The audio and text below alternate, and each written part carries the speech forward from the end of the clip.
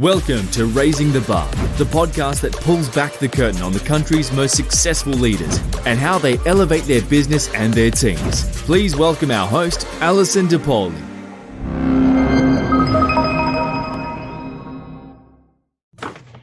Hello, everybody. It is my pleasure today to have with me Robert Steele. Some of you may know him from the Dallas Cowboys, and I am a little embarrassed to say that we had breakfast one day and chatted for about 30 minutes, and I had no idea who he was, and nobody told me. So once I got over my embarrassment, we had a great conversation, and he is joining us today. We are going to put his complete bio, which is quite impressive, including having a university institution name a selling school after him, one of only 37 accredited in the United States. We'll put the whole bio in the show notes and links to a couple of other resources as well. And Robert, thank you so much for being with me today. Alison, my pleasure. And as you do know, I don't ever lead with that, as part of my stick, if you will. I know you don't. My stick is sales, my stick is insurance, my stick is healthcare. And football is part of the past in my world. I know, but it is the thing that excites people quite a lot, I think. So, but I think you have such an interesting story. I know you've been licensed in the insurance industry since you were 19 years old, but you've leveraged that. You didn't just go sell insurance. You've done remarkable things. You've turned companies around. You've developed technology. You have a school named after you at the University of North Alabama. I mean, there's a whole host of things that you sort of took and leveraged there. There's a lot of things in my past, my friend. Well, yes. Don't we all have a lot of things in our past? We do, but I, shortly after I got in the industry, pardon me for my cough, just coming over COVID, but I got enamored with technology, totally enamored with technology, and decided to start building products that would help our industry.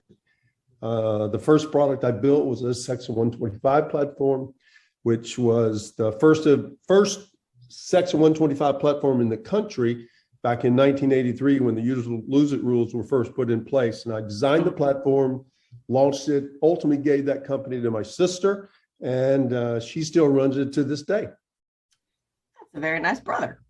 I try hard. So, and then you launched into some other technology as well. I then built a agency management platform that I gave to my brother, and was twice voted best in class by Life Association News back in the day. And I continued just serving the industry, if you will, and serving my clients and I love developing technology, but I don't like running technology companies. I think often the one who develops doesn't necessarily like to manage. Yeah, I'm more of a creator than I am a maintenance guy. So let's talk about selling, because I think that has been key in your life, and you seem to have a very big desire to pay that forward. I know you spend a fair amount of time at University of North Alabama. You're on their foundation board. You're headed up there shortly. You've got the school named after you. And you have something really remarkable there in that 100% of your graduates have 1, 2, maybe 3 job offers. Yeah, it is quite impressive. I give full credit to Dr. Tim Butler and the staff. Dr. Ken Kitts, the president of the university, has been a big supporter, as well as Dr. Greg Carnes, who's head of the Dean of School of Business. These are just truly rock star people that have become good friends of mine and good supporters. But Dr. Tim Butler and his team are awesome at what they do. They literally mentor students from the time they start, until the time they graduate. We just have launched an alumni group, both on LinkedIn and Facebook.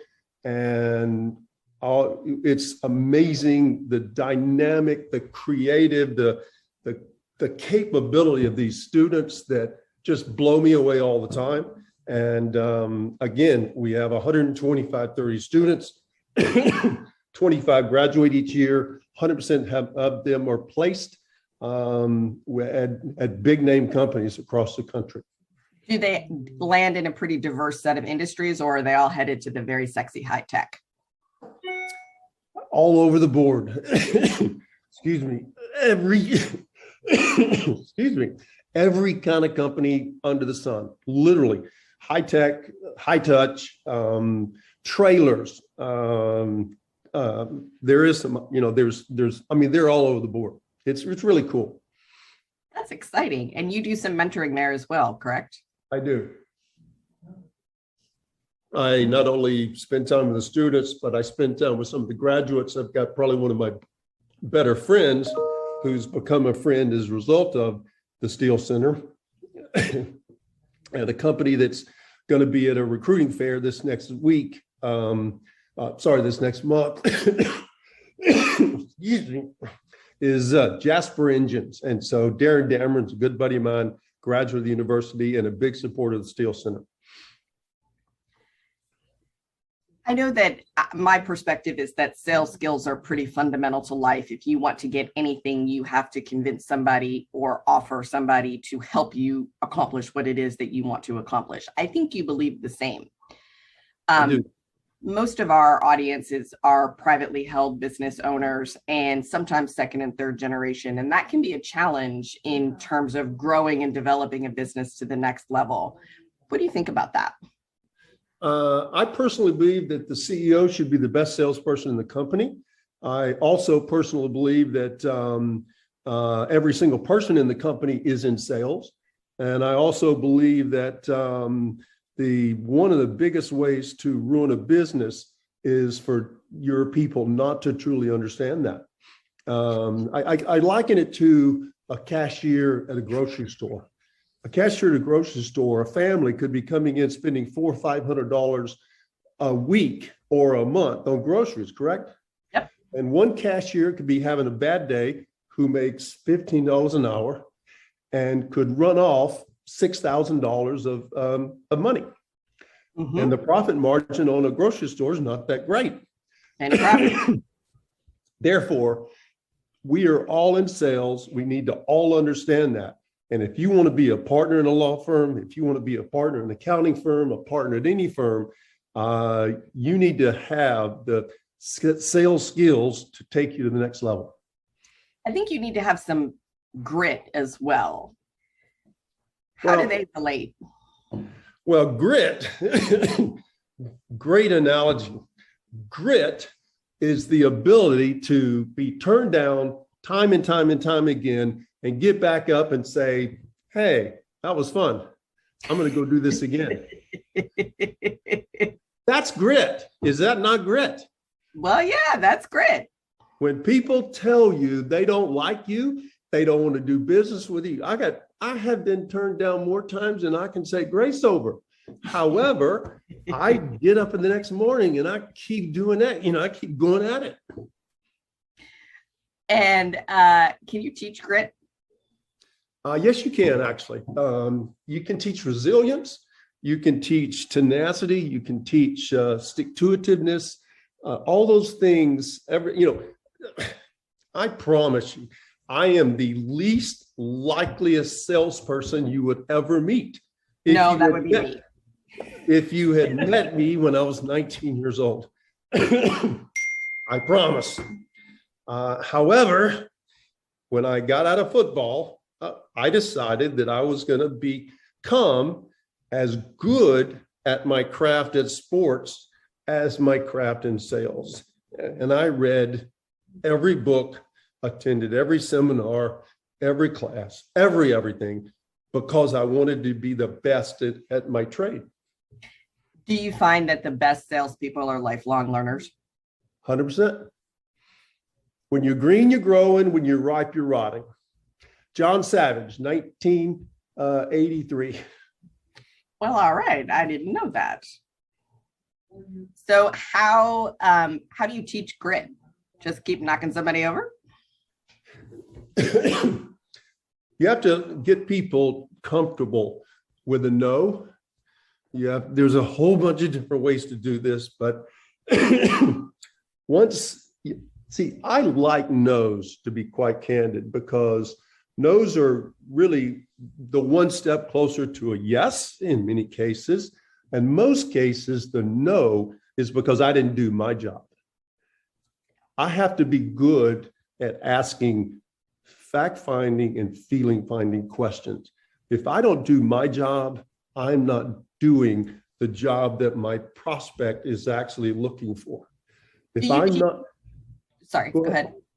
No, do you go ahead. teach also in that asking of questions? Do you teach also? Do you teach your prospects what they need?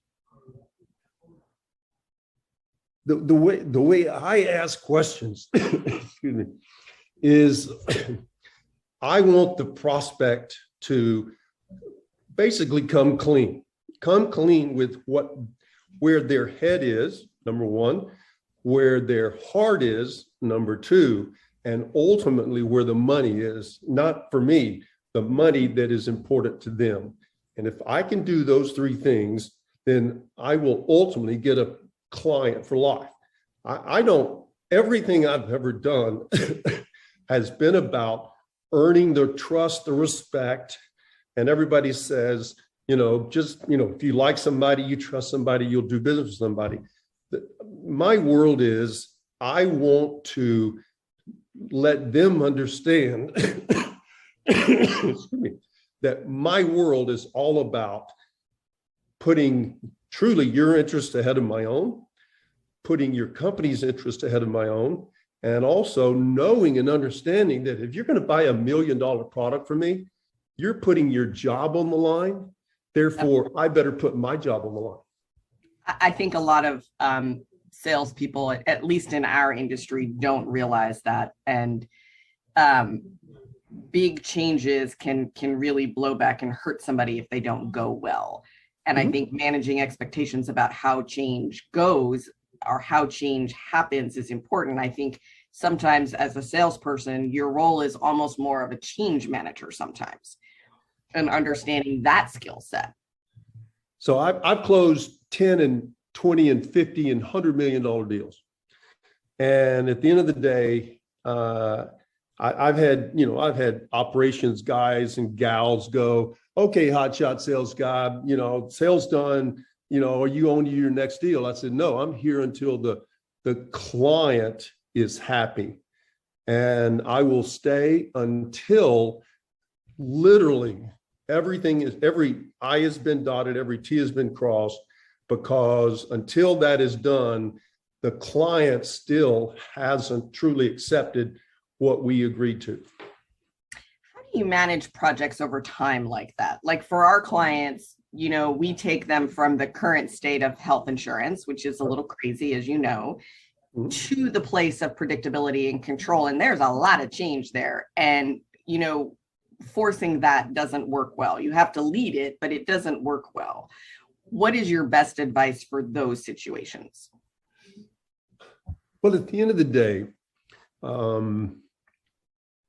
the number one thing I have found over the years is that the average consumer doesn't understand insurance. Would you agree? Absolutely. Doesn't understand employee benefits.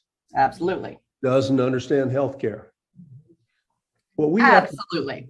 If we understand that 30 to 39% of payroll is, employee-related expenses, and if the employees don't understand it, the employers aren't getting the value, correct? Correct. So it is a trusted advisor relationship, which you know quite well, that the first yes is really, and I used to say this back years and years and years ago, is, look, Allison, I'm putting my, application in to become, your employee benefits person. If I do my job, I want to stay on the payroll. If I don't, I want you to fire me quickly. And very few people say that. And therefore, I have to earn my wings every day. And so for me, it is cinched by the inch, far too hard by the yard. It is all about putting a plan together, executing on that plan, but also having the check-ins both with the employees and the employer, and or the staff to make sure that everybody is following the same track. Yes. And I'd imagine that when you're installing technology or anything like that, that you have the same process. And I think that the checklists and the managing the month to month and quarter to quarter activity are important regardless of the industry. Have you found sales to be more complex over the last decade or so? I think the larger the ticket item, the answer is yes. Yeah. Again, when you get to a 5 or 10 or 15, $20 million deal, you got a ton of stakeholders. You got a ton of people saying yes or no. You got a ton of people that are, wanting to check their boxes. And you also have a lot of people that some of their worlds are dependent upon the next big decision. So the answer is you got to understand not only who are the truly decision makers, but who are impacted because of those decisions. And you have to be able to earn the trust of each level. I think that's one of the things that many people forget in sales is that it rarely is one stakeholder. It's many stakeholders, and you need to figure out who the stakeholders are.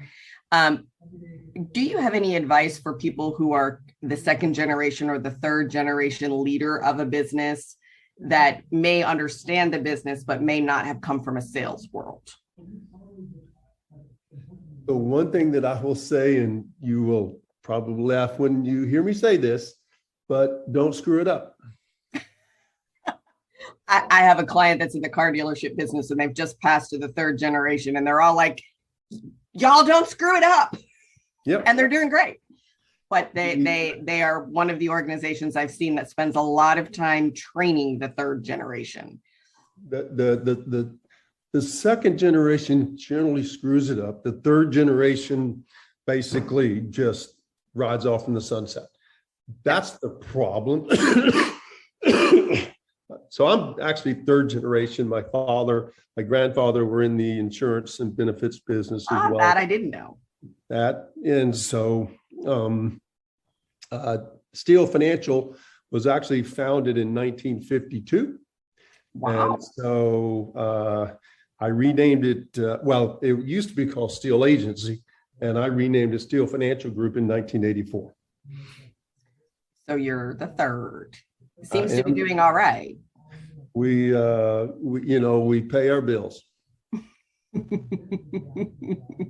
What advice do you have or thoughts do you have about how sales impacts your role if you are in HR or if you're in finance or if you're in operations? Because I think a lot of things depend on sales in those roles. Well, you're going to find this out. But I've had various roles where, I was not the CEO or founder or whatever. And so I've been fired twice for selling too much. Really? I've never been, salespeople get fired for selling too much or selling too little. It's easy to talk about the selling too little. The selling too much is a little more interesting. In fact, I was selling healthcare technology a few years ago, and CEO approached me, and I had a 5% contract plus a base. You'll love this story. And the CEO said, "Robert, we're going to have to terminate you." I said, "Really? What have I done wrong?" Nothing actually, but the CFO is concerned about the compensation, blah, blah, blah. I said, "Well, you didn't have a problem when you hired me, number one. Mm-hmm. Number two, I took you from $6 million of sales. You hadn't made a sale in 19 months. And now you're doing over 80 million of sales. What's your problem?" And he said, "Well, I don't have the problem. It's the CFO." And I said, "Well, here's the deal. You see the ATM machine across the street?" I said, "If you walked over to the ATM machine and put in $1 and it spit out $20, how long would you stand there?" He said, "All day." I said, "Then what's wrong with my 5% contract?" He said, "Well, I never had it presented to me that way." And I said, every time you give me $1, I give you 20. What's your problem? He didn't terminate my contract. I have heard that before. And I think that it is astounding. And I know that there is often a tendency to clip really great sales lead people by cutting their commission or things like that. And I never understood that because most deals are not more than 5% or so. They're not. So I didn't know that happened to you. Twice. So, well. But guess what? I lived to die another day. Yes, you did. The fun part, truly the fun part is that, and I have been involved in turnaround situations, development situations, crazy situations. And in every single case, what I do is I look at the problem at hand. I determine, what's going on from a storyboard standpoint. I look at the operational, I get to know the people, I get to know the team, and then ultimately I put a different game plan together. And as long as we execute and the team is all pulling in the right direction, we're going to do fine. And that's the case with any business. And again, whether it's first generation, second generation, or third generation, some of that is relook at your situation, relook at your processes, relook at your sales, relook at your approach, relook at your messaging, relook at everything. Don't just because you did it this way yesterday, keep doing it that way because times change all the time. If the situation is crazier, do you like that better? Is that more satisfying? I like it when people have great products, great people, and they don't know how to sell what they don't know how to sell. Yeah, you can solve the problem. We can solve the problem. Yeah. So I think that is the best takeaway from today is that solving the problem is key. And that if you're going to solve the problem, you can only do it with earning trust and delivering every day. Yep. So thank you very much for being here. For those of you that are listening, I hope you liked it. Give us a like, give us a review so we can expand the show, and we will see you next time. We hope you've enjoyed this episode. Raising the Bar is powered by Altiqe Consulting, the country's leading independent expert in healthcare cost containment. Astute employers know there's a better way to offer health insurance, and we help them achieve it.